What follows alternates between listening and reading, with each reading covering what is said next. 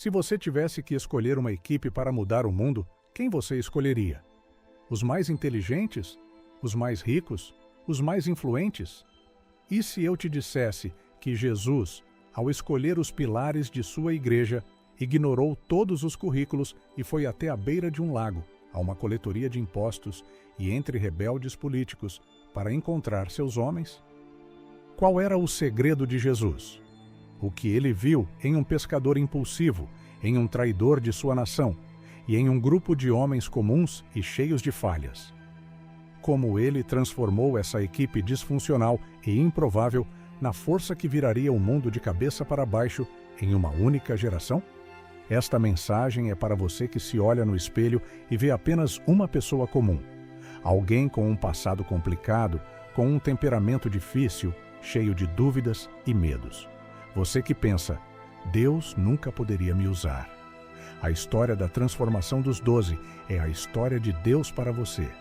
É a prova definitiva de que o critério de Deus para o chamado não é a sua capacidade atual, mas a sua disponibilidade futura. No final deste vídeo, vamos desvendar os 3 estágios do currículo de treinamento de Jesus para seus discípulos.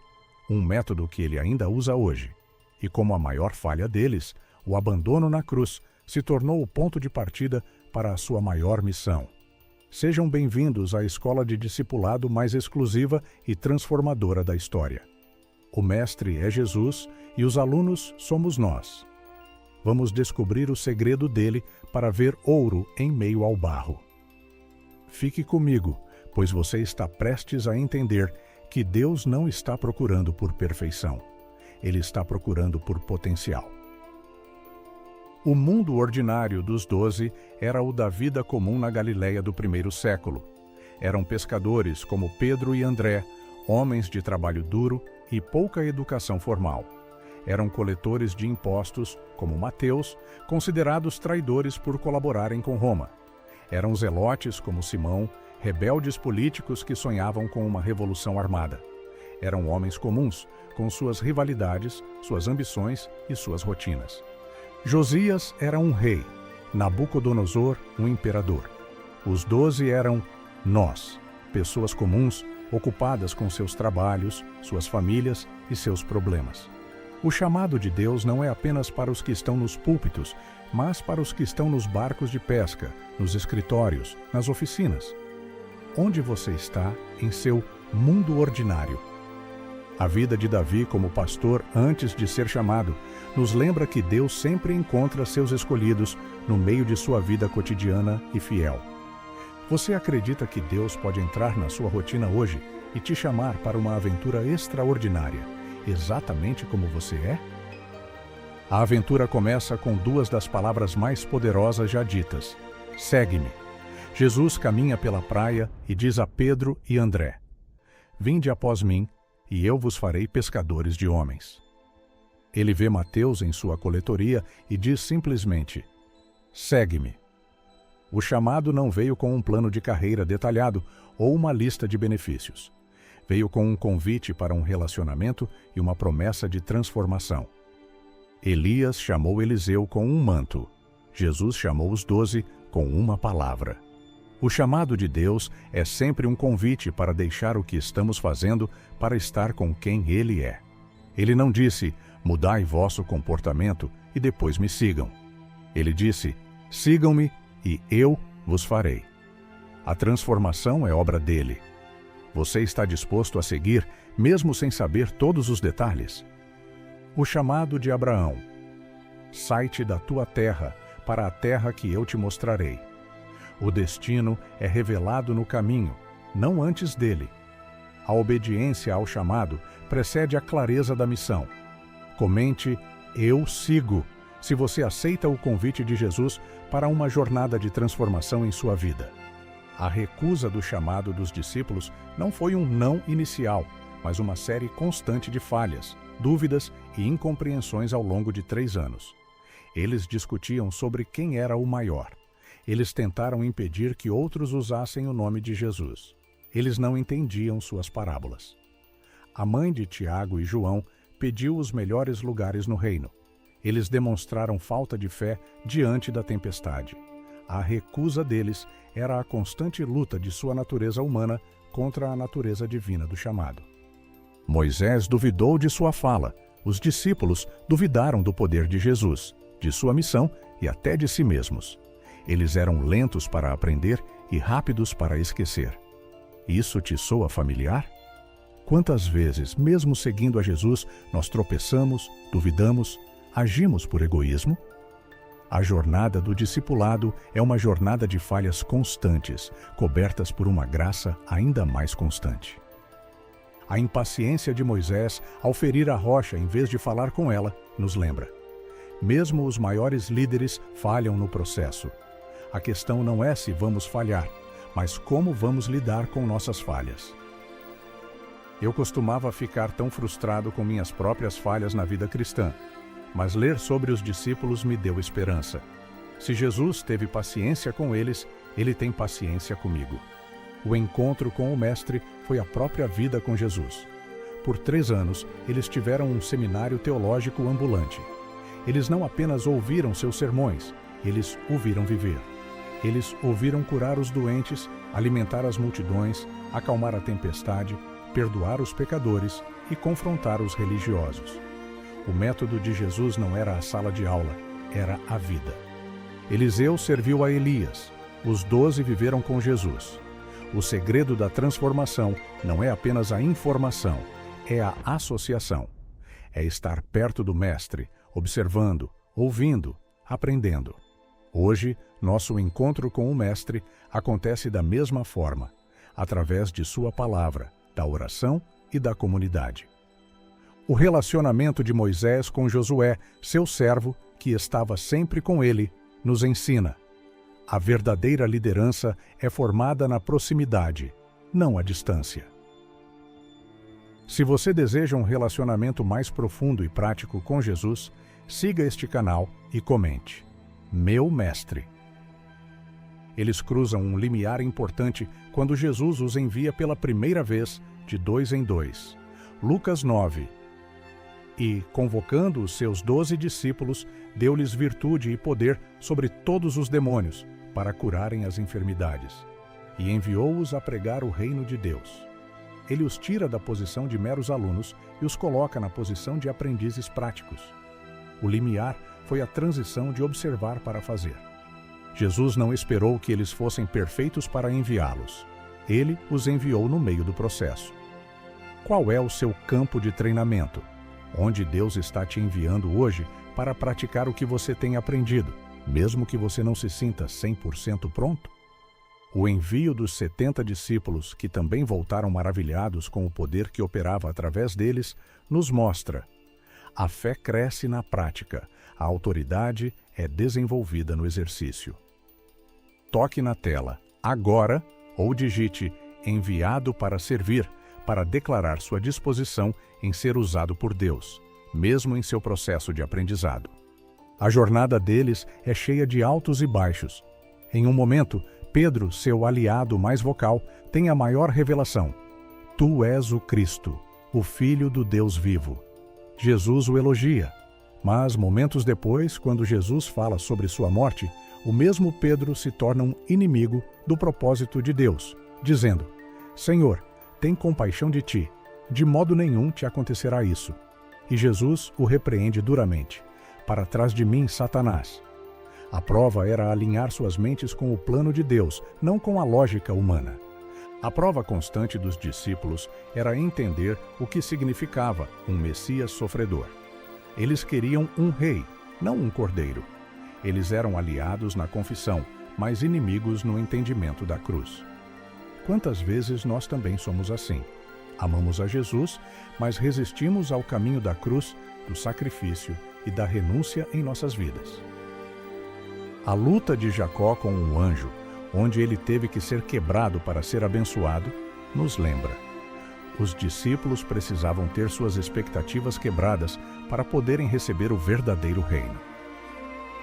Se eles falhavam tanto mesmo com Jesus ao lado deles, o que aconteceria quando ele fosse tirado? A noite mais escura da vida deles estava para chegar, e ela exporia a profundidade de sua fraqueza. Você já teve um momento de grande revelação espiritual seguido por uma grande falha ou incompreensão? A escuridão desce sobre eles na noite em que Jesus foi traído. Um deles, Judas, se torna o traidor. No Getsêmani, os 3 mais próximos dormem em vez de orar. Quando os soldados chegam, todos eles, segundo Mateus 26, deixando-o, fugiram. A escuridão foi o colapso total de sua coragem, de sua lealdade e de sua compreensão. A equipe que deveria mudar o mundo se desfez em uma única noite de medo. A agonia de Jesus no Getsêmani foi intensificada pela falha de seus amigos. A escuridão para os discípulos foi o confronto com sua própria covardia. Foi o momento em que todas as suas promessas de lealdade se provaram vazias. A negação de Pedro, o clímax dessa falha coletiva. O líder do grupo negou conhecê-lo 3 vezes. O fundo do poço é o lugar onde nossa autoconfiança morre, e é somente ali que a verdadeira graça pode começar a operar. Se você já se sentiu como um fracasso total em sua fé, curta este vídeo agora, pois a história da restauração deles é a esperança para a nossa. A provação suprema foi a crucificação. Enquanto Jesus sofria, onde estavam os 11? Escondidos, amedrontados, desiludidos. Aquele que eles pensavam ser o rei estava morrendo como um criminoso. Sua esperança, seu treinamento de 3 anos, tudo parecia ter terminado em uma derrota humilhante. A prova era: sua fé sobreviveria à aparente morte de seu mestre e de seus sonhos. Davi foi abandonado por seus homens em Ziclag. Jesus foi abandonado por seus discípulos na cruz. A prova suprema de nossa fé acontece quando Deus parece estar em silêncio, quando a promessa parece ter morrido. Os discípulos no caminho de Emaús, tristes e confusos, dizendo: nós esperávamos que fosse ele o que remisse Israel. A maior provação é a morte de nossas expectativas para que as promessas de Deus possam ressuscitar. A fraqueza deles foi exposta para que eles nunca mais confiassem em si mesmos, mas somente no poder que viria após a ressurreição. Repita comigo: minha maior fraqueza é uma oportunidade para a graça de Deus. A recompensa, a virada de toda a história, é a ressurreição. Jesus não os abandona em seu fracasso. Ele volta. Ele aparece a eles na sala trancada, mostrando suas mãos e seu lado. Ele não os repreende. Ele lhes dá paz. Ele encontra Pedro na praia e o restaura com amor. 3 vezes. A recompensa não foi apenas ver o Mestre vivo, mas experimentar sua graça restauradora que não leva em conta suas falhas. O filho pródigo recebendo o anel e as vestes novas. Os discípulos recebendo a paz e uma nova comissão. A recompensa da jornada do discipulado é a graça que nos encontra em nosso pior momento e nos restaura para o nosso maior propósito. A restauração de Davi após seu pecado nos lembra: Deus é um especialista em restaurar aqueles que falham, mas que têm um coração que se volta para Ele. E os 3 estágios do treinamento de Jesus? Primeiro, vem e vê. 2, vem e segue. Terceiro, vem e morre. E agora viria o 4º e último estágio. Comente, graça que restaura, para celebrar o Deus que nos dá novas chances. O caminho de volta é o comissionamento final, o 4º estágio. Ide e fazei. Após 40 dias com eles, ensinando sobre o reino, Jesus os leva ao Monte das Oliveiras e lhes dá a grande comissão. Ele não escolhe um novo time. Ele envia os mesmos homens que o abandonaram. Mas agora, eles não iriam em sua própria força. Eles iriam com a autoridade do Cristo ressurreto e com a promessa do poder do Espírito Santo. Moisés, após 40 anos no deserto, volta ao Egito com uma nova autoridade. Os discípulos, após 40 dias com o Cristo ressurreto, são enviados ao mundo com uma nova missão. Sua jornada de volta não é para sua antiga vida, mas para uma nova dimensão de propósito. A comissão de Isaías, que só veio depois que ele foi purificado, nos ensina: o comissionamento eficaz sempre segue o quebrantamento e a restauração. A ressurreição da missão e do caráter dos discípulos acontece no dia de Pentecostes. Os homens que se esconderam com medo agora pregam com uma ousadia que abala Jerusalém. Pedro, o negador, se torna o pregador que leva 3.000 à conversão. A equipe disfuncional ressuscita como o corpo de Cristo na terra, a igreja, unida, poderosa e imparável. O vale de ossos secos de Ezequiel, que se torna um exército. Os discípulos desiludidos, que se tornam o exército de Deus. A ressurreição deles foi a troca de sua força humana pelo poder do Espírito Santo. A ressurreição de Cristo foi a garantia da vitória. O Pentecostes foi a distribuição do poder dessa vitória para a sua igreja. A história dos 12 é a prova de que a ressurreição não é apenas um evento, é um poder que transforma pessoas. O elixir, o segredo eterno da transformação dos 12, é este. Jesus não escolhe pessoas prontas, ele escolhe pessoas dispostas. Ele não busca habilidade, ele busca disponibilidade.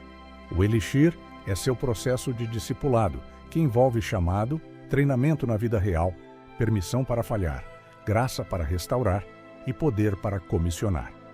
O segredo não estava nos discípulos, o segredo estava no Mestre. A lição de Josias foi o poder da palavra. O elixir dos 12 é o poder do processo. Eles nos ensinam que a transformação não é um evento, é uma jornada, e que o mestre oleiro nunca desiste do barro em suas mãos. A grande comissão é um chamado para fazermos com outros o que Jesus fez com os 12. O elixir não é para ser guardado, é para ser multiplicado. Amigo, olhe para a sua vida, para suas falhas, suas fraquezas, seu passado. Você se sente como Pedro, impulsivo e inconstante? Como Tomé, cheio de dúvidas? Como Mateus, com um passado do qual se envergonha? Ótima notícia! Você tem o perfil exato que Jesus procura. Eu nunca me senti qualificado para o ministério. Olhava para minhas falhas e pensava, quem sou eu? Mas a história dos 12 me libertou. Entendi que Jesus não estava esperando que eu fosse perfeito para me usar. Ele estava esperando que eu fosse honesto sobre minhas imperfeições e dependente do seu poder. Jesus não está te chamando para ser uma estrela, ele está te chamando para ser um discípulo. E ser um discípulo significa estar em um processo constante de ser moldado, quebrado e refeito por ele. Pare de deixar suas falhas te desqualificarem. Suas falhas são, na verdade, sua qualificação para a graça dele. O Espírito de Deus está passando sobre esta geração e dizendo, eu não estou procurando por gigantes de fé. Estou procurando por pessoas comuns que me darão seus 5 pães e 2 peixinhos. Eu não estou procurando por oradores eloquentes. Estou procurando por corações disponíveis. Há um chamado de segue-me sendo liberado sobre você hoje. Não para o que você é, mas para o que ele te fará ser. A jornada dos 12, de homens comuns a pilares da fé, é a maior prova de que o poder do cristianismo não está na qualidade dos seguidores, mas na infinita graça e poder do líder. Ele ainda está chamando pescadores, coletores de impostos. Ele está chamando você. Se esta mensagem te deu esperança e te fez ver seu próprio potencial aos olhos de Deus, inscreva-se agora no canal e ative o sininho, porque nossa missão é ajudar a equipar os santos para a obra do ministério. Que a promessa de Jesus a Pedro se torne real para você. Ele te vê não apenas como você é, Simão, mas como você será pela sua graça, Pedro, a rocha. Compartilhe este vídeo com alguém que precisa ouvir que Deus quer usá-lo. Vamos espalhar essa mensagem de esperança e potencial. E comente abaixo, More feito para mudar o mundo, para declarar que você aceita o processo de transformação de Jesus. E disse-lhes, vinde após mim, e eu vos farei pescadores de homens. Mateus 4,19